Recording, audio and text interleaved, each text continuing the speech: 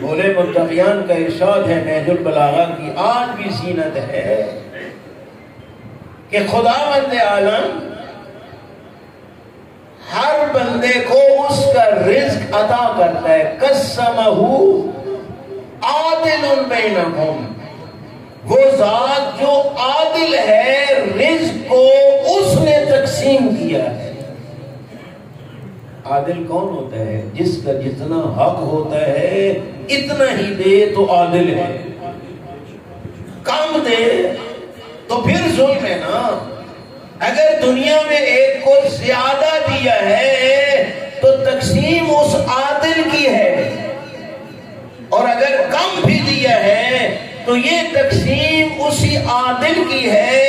اس کو دنیا میں کم دیا ہے، اس کے بدلے جنت میں درجات بلند کر دیا. اس لیے میرے بھائی اور بزرگوں حق یہ بنتا ہے کہ رضاً بقضائہ و تسلیما لامرہ، جس کے پاس وافر ہے وہ اس مال کی وجہ سے فرعون نہ بن جائے، اور جس کے پاس کم ہے بولے متقیان فرماتے ہیں قاد الفقر ان یکون کفرا، کبھی یہ فقر بندے کو کافر بنا دیتا ہے.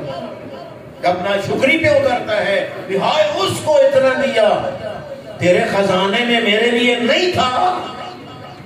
یہ اظہار ہی کلمہ کفر ہے. خاصان خدا وہ ہوتے ہیں رضاً بقضائہ و تسلیما لامرہ. ہاں جب خدا نے دیا ہے تو آزمائش ہے. دونوں میں لفظ ابتلا ہے. وافر دیا پھر بھی ابتلا.